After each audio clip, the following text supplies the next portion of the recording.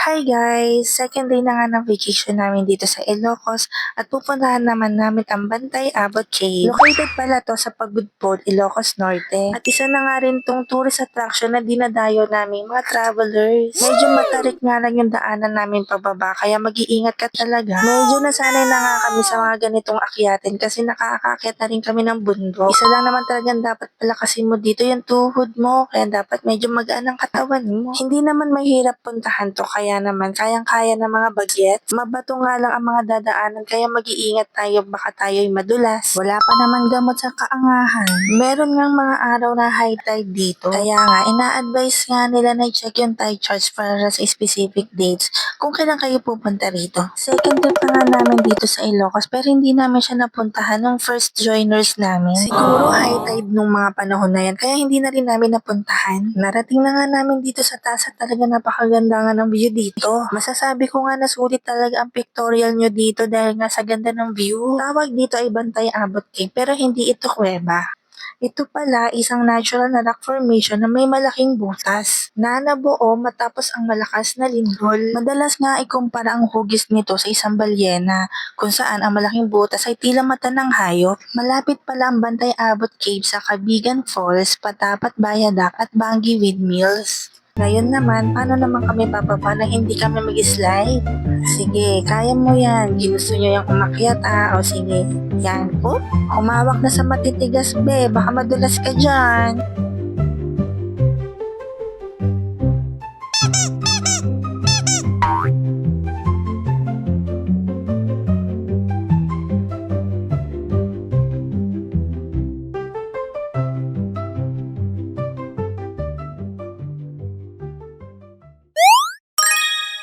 Dito pa lang next naming destination sa Bangi Windmills. Ang lalawigan ng Ilocos Norte ay kilala ngayon bilang wind energy capital ng Pilipinas. Lumawak na nga ito papunta sa mga bundok ng Burgos at Pagudpod. Noong dekada 90, nakakaranas ng matinding problema sa kuryente ang Ilocos Norte.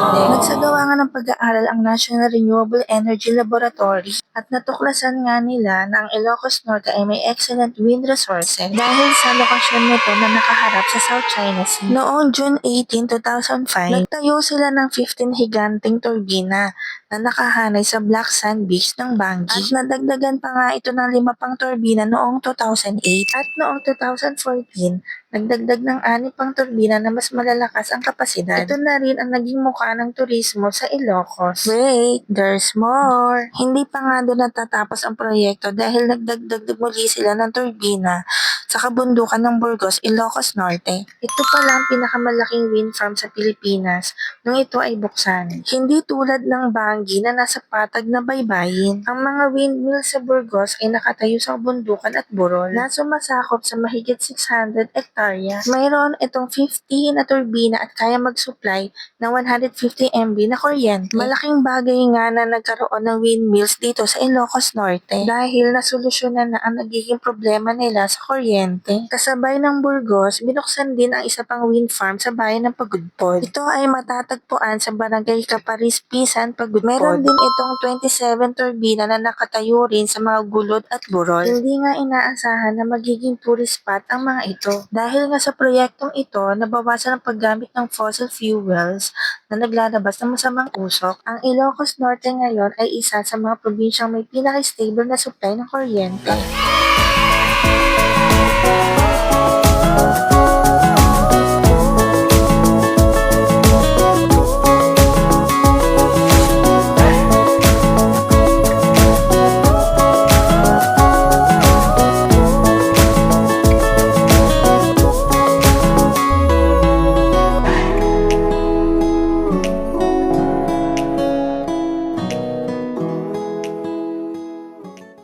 Ngayon naman, pupuntahan natin ang Cape Corridor Lighthouse. Para makarating nga kami doon, ay nag-ride kami ng tricycle. Dahil malapit lang siya, 10 pesos pala isang pamasahin namin. Hindi pa nga umiinit yung pet mo sa upuan, ay bababa ka na agad. Andito na nga kami at talaga nakakabighani ang ganda na tanawin dito. Medyo matarik nga ang akyatin namin, kaya naman mapapasabak na naman mga tuhod namin. So tara guys, samahan nyo kaming puntahan ang Cape Corridor Lighthouse.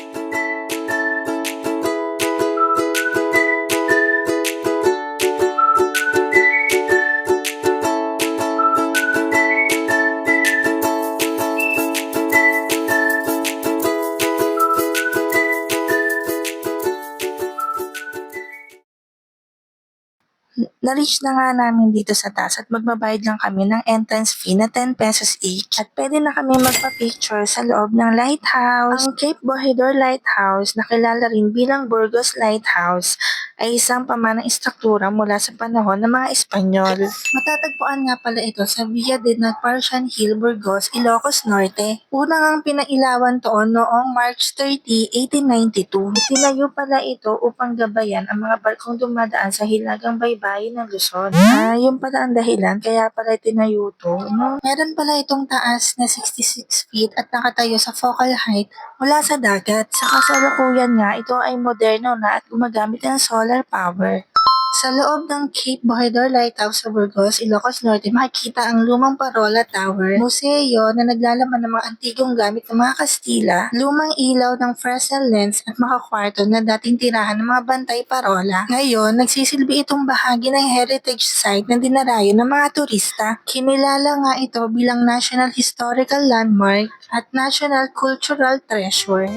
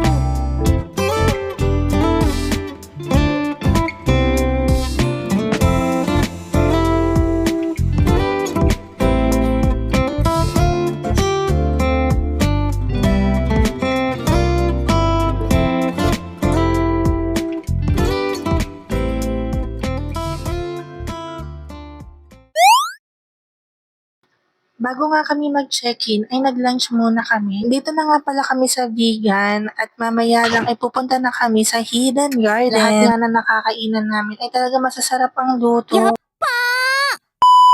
Time check, 6 o'clock at nandito na nga kami sa Hidden Garden ng vegan. Personal na hire din pala ito ni Francis Flores, isang retiradong professor at plant enthusiast. Kung isa kang nga ring plantita at plantito ay tsak magugustuhan mo nga ang place na ito at nakaka-relax. Sa loob nga nito ay makikita ang mga ornamental plants, bonsai, bamboo collections, pottery displays, at isang restaurant na nag-aalok ng Ilocano cuisine. Ngayon nga, kung saan ka tumingin ay mamamangha ka talaga sa makikita mo. Dati kasi may mga portion pa dito na sarado dahil inaayos pa ito. Makikita nyo nga rin dito ang celebrity wall ng mga artistang nagpupunta dito sa Hidden Garden. Meron din mga photo spots na paborito ng mga turista para sa souvenir pictures.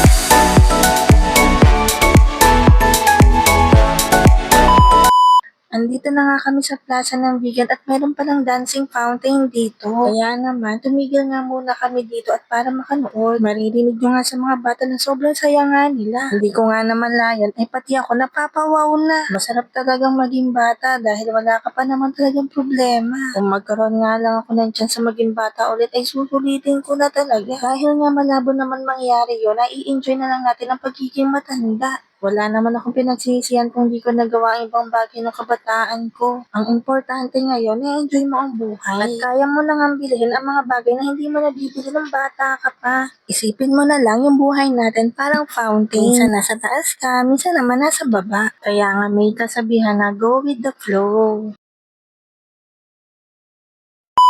Ngayon naman ay explore namin ang kahabaan ng Kalye Crisologo. Ganito pala paggabi dito, talagang madaming tao. Marami na ding establishment dito kaya kahit madaming tao, ay madaming pa ding makakainan. Kapag nga nakikita mo yung structure dito, feeling mo na sa unang panahon ka. Ito pala isang makasaysayang kalye na itinayo noong panahon ng mga Kastila. Una pala itong nakilala bilang Kalye Escolta de Villa noong 1572. Mapapansin nyo nga yung mga bahay dito ay gawa sa bato at kahoy. Ang mga bahay nga sa paligid ng kalye na ito ay tinayo ng mga mestizo at mayayamang negosyante. Hanggang ngayon nga ay nananatiling buo ang mga lumang bahay at istruktura.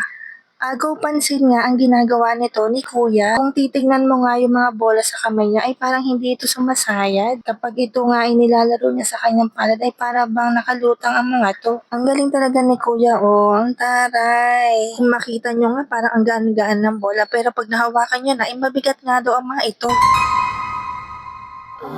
Nagpakitang gilas na nga si Kuya at talagang maielip ka talaga. Paano niya nagagawa yan? Sobrang smooth ng galawan. Yung akala mo nga ay AI pero totoo nga ang ginagawa niya sa harapan mo.